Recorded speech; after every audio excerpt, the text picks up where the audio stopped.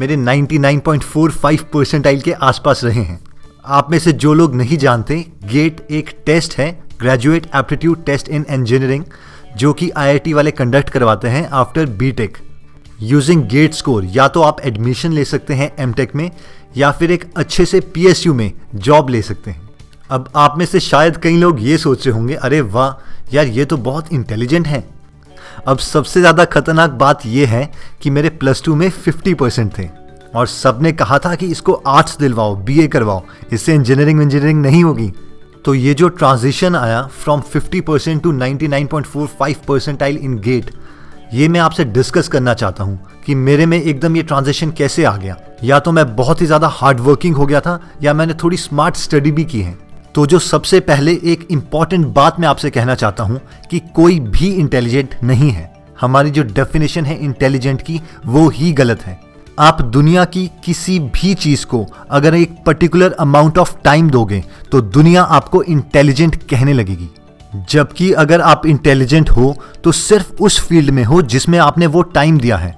एक doctor intelligent है अपनी फील्ड में, और एक इंजीनियर इंटेलिजेंट है सिर्फ अपनी फील्ड में। अगर आप किसी डॉक्टर को इंजीनियरिंग स्टूडेंट्स के बीच में ले आओगे तो वो वहां का सबसे डफर आदमी होगा, और अगर आप एक इंजीनियर को डॉक्टर्स के बीच में बिठा दोगे तो वो वहां का सबसे नालायक आदमी होगा। अब इसका ये मतलब है कि आप कभी भी ओवरऑल इंटेलिजेंट नहीं हो सकते। अगर हम इसी चीज़ को पॉजिटिव में लें, इसका मतलब ये भी है कि आप किसी भी नई फील्ड में काम करके उस चीज़ के एक्सपर्ट बन सकते हो। इसका परफेक्ट एग्जाम्पल है स्टीव जॉब्स। जब उन्हें पैनक्रियाटिक कैंसर हुआ था तो वो अपने इंटरव्यूज में बोलते थे कि मुझे ये भी नहीं पता था कि पैनक्रियाज होते क्या हैं। अब मैं ये इसलिए बोल रहा हूँ क्योंकि ये सब हमारी पहली स्टडी टिप से कनेक्टेड है। अगर आप किसी भी स्टूडेंट से पूछो कि सबसे ज़्यादा इंटेलिजेंट स्टूडेंट कौन है, तो हम में से मैक्सिमम लोग यही बोलेंगे, जिसको सब कुछ आता है वही तो इंटेलिजेंट है। लेकिन हमारी सोसाइटी की डेफिनेशन के अकॉर्डिंग जिस स्टूडेंट के सबसे ज़्यादा मार्क्स आते हैं वही सबसे ज़्यादा इंटेलिजेंट है। अब आप में से मैक्सिमम लोग ये सोच रहे होंगे कि ये तो एक ही बात हुई, जिसको सब कुछ आता होगा उसी के तो सबसे ज़्यादा मार्क्स आएंगे। तो ये भी बिल्कुल गलत है। तो सबसे ज़्यादा मार्क्स उस स्टूडेंट के आएंगे जिसको क्वेश्चन पेपर में मैक्सिमम क्वेश्चंस के आंसर्स आते हैं। इन शॉर्ट, आपको सबसे पहले लास्ट 10 ईयर्स के क्वेश्चंस खत्म करने हैं। अब आप में से कई लोग ये सोच रहे होंगे, ये क्या बात हुई, ये तो हमें पहले से पता था, या फिर यार ये तो लूजर्स की टेक्निक है, जिन्होंने कुछ नहीं पढ़ा होता वही तो सबसे पहले ये पढ़ते हैं। लेकिन चाहे आप IAS ऑफिसर्स का इंटरव्यू देखो, चाहे किसी IIT के टॉपर का इंटरव्यू, उन्होंने ये स्टेटमेंट हमेशा लिखी होती है कि first solve last 10 years paper. अब चाहे आप इसको फोकस का नाम दो या फिर 80-20 प्रिंसिपल, क्योंकि कुछ पोर्शन सिलेबस का बाकी पोर्शन के कंपैरेटिवली बहुत ज़्यादा इंपॉर्टेंट होता है और उसी की वेटेज सबसे ज़्यादा आती है। अब हम ये नहीं बोल रहे कि आप खाली सैंपल पेपर उठाओ और उसको रटने लग जाओ। हमारा कहने का ये मतलब है कि आप सैंपल पेपर्स में से सबसे पहले एक चैप्टर के क्वेश्चन उठाओ। उस क्वेश्चन से रिलेटेड जितना कॉन्सेप्ट आपको पढ़ना है सिर्फ वही कॉन्सेप्ट पढ़ो। अगर वो इंग्लिश का पेपर है तो सिर्फ उतनी स्टोरी, नेक्स्ट क्वेश्चन उसी चैप्टर का और फिर उससे रिलेटेड कॉन्सेप्ट, बस। फिर नेक्स्ट क्वेश्चन, फिर उससे रिलेटेड कॉन्सेप्ट। और जब आपका एक चैप्टर से सारे रिलेटेड क्वेश्चंस खत्म हो जाएंगे, तब आपका मैक्सिमम पोर्शन उस चैप्टर का खत्म हो जाएगा। खास करके वो इंपॉर्टेंट पार्ट जो हर बार आपसे पूछा जाता है और जो आपको मैक्सिमम मार्क्स भी दिलवाएगा। इस टिप का सबसे बड़ा फायदा ये है कि इसने आपकी स्टडी को ऑर्गेनाइज करवा दिया है। अब आप अपने सिलेबस का मैक्सिमम वेटेज वाला पोर्शन सबसे पहले खत्म कर रहे हो, क्योंकि यही तो क्वेश्चन आपको 10 साल से पूछे गए हैं और मैक्सिमम प्रोबेबिलिटी यही है कि अब भी इनमें से काफ़ी क्वेश्चंस पूछे जाएंगे।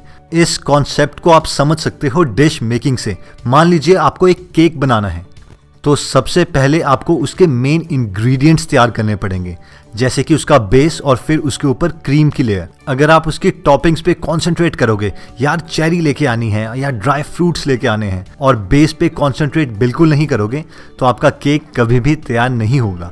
तो जो आपके लास्ट 10 ईयर्स के क्वेश्चंस हैं वो उस केक का बेस है और बाकी सारा सिलेबस उसकी टॉपिंग्स। तो पहले आपको कोशिश करनी है कि उसका बेस को अचीव करें और टॉपिंग्स उसके बाद। और अगर आपके लास्ट 10 ईयर क्वेश्चंस खत्म हो गए हैं और आप मेहनत करना चाहते हैं, उसके बाद आप बाकी सिलेबस कवर कर सकते हैं। इससे आपके ज़्यादा मार्क्स भी आएंगे और एटलीस्ट अगर बीच में आपके पास टाइम कम भी रह गया तो उसका आपने मेन पोर्शन तो वैसे भी खत्म कर ही दिया है। जो नेक्स्ट सबसे ज़्यादा इंपॉर्टेंट टिप है वो है कैटेगराइज। यानी आपको सेम टाइप के क्वेश्चंस एक तरफ रखने हैं। इसके लिए हम एग्जाम्पल ले लेते हैं, जैसे कि मान लीजिए आपके पास सब्जेक्ट है मैथमेटिक्स। अगर आप ध्यान से एक चैप्टर को देखें तो मैक्सिमम से मैक्सिमम आपके एक चैप्टर में 20 कॉन्सेप्ट से ज़्यादा नहीं होंगे। तो आपको वो 20 कॉन्सेप्ट्स हर चैप्टर के स्टार्टिंग में लिख लेने हैं एज अ नोट, और उन सेम 20 कॉन्सेप्ट्स के ऊपर 20 से 25 क्वेश्चंस ही सॉल्व करने हैं, ना कि 100 या 1000 क्वेश्चंस। और अगर आपके पास ज़्यादा टाइम है तो भी उन्हीं 20 क्वेश्चंस को बार बार सॉल्व करना है। इस स्टडी टिप में जो हम मेन चीज़ आपको बताना चाहते हैं वो है कंडेंस करना। अपने सिलेबस को जितना छोटा आप कर सकें उतना फ़ायदा रहेगा। यानी जब आपका पूरा सिलेबस खत्म हो तो ऐसा ना हो कि आप देख रहे हो यार ये 500 पेजेस की बुक थी, पता नहीं कितना याद है, कितना क्या है। रादर आपको ये होना चाहिए यार कुछ नहीं, इसमें 12 चैप्टर्स हैं, पहले में ये 4 चीज़ें ही हैं, दूसरे में ये 5, दूसरे में ये 6, और इस तरीके से आपका पूरा सिलेबस कंडेंस होके आपके ब्रेन में होना चाहिए। और इसमें एक और इम्पॉर्टेंट चीज़ जो हम आपको बताना चाहते हैं कि अपनी बुक में ही नोट्स बनाना प्रेफर करें। इनमें से मैक्सिमम लोग ये सोचते हैं यार ये बुक गंदी हो जाएगी या इसको तो हम दोबारा बेच भी सकते हैं, खास करके गर्ल्स। लेकिन हम आपसे रिक्वेस्ट करेंगे कि मैक्सिमम टाइम्स आप नोट्स उसी में बनाएं। इससे 2 फायदे होंगे। पहला, जब आप काफ़ी दिनों के बाद उन बुक्स को खोलोगे तो आप थोड़े मोटिवेटेड फील करोगे, चलो यार कुछ तो पढ़ा है, बेशक आपको उनमें से मैक्सिमम पोर्शन याद भी ना आ रहा हो। दूसरा, आपके नोट्स गुम होने का डर भी कम रहता है और साथ ही साथ आपका पूरा सिलेबस एक तरह से कंडेंस्ड रहता है। मान लीजिए आपने पहले क्वेश्चन में लिखा है कि ये ऑलमोस्ट सिमिलर है 8th क्वेश्चन के साथ, और वैसे ही 9th क्वेश्चन सिमिलर है 15th के साथ, तो आप अपने सिलेबस को कंडेंस कर रहे हो और वो सारा का सारा अवेलेबल उसी बुक में है। इसी तरह से मैथ्स के अलावा कोई भी सब्जेक्ट हो उसे कंडेंस किया जा सकता है। बेशक अभी आपको लग रहा हो कि नहीं यार ये वाला सब्जेक्ट नहीं किया जा सकता, लेकिन अभी तक आपको वो तरीका नहीं आया है शायद, लेकिन हर सब्जेक्ट को बहुत ज़्यादा कंडेंस किया जा सकता है। और फाइनली दोस्तों आता है टेंशन। इसे कैसे रिलीज किया जाए, क्योंकि फाइनली कोई भी चीज़ दुनिया में माइंड गेम है, तो आप अपने माइंड को कैसे कंट्रोल में रख सकते हैं। तो पूरी प्रेपरेशन के दौरान 2 टाइम आपके साथ ज़रूर आएंगे। पहला, जब आपको बहुत टेंशन हो रही होगी, खास करके एग्ज़ाम्स के दौरान या एग्ज़ाम से जस्ट पहले, और दूसरा जब आपको बिल्कुल टेंशन नहीं हो रही होगी, यानी कि जब आपके एग्ज़ाम्स के लिए अभी 6 या 7 महीने हैं।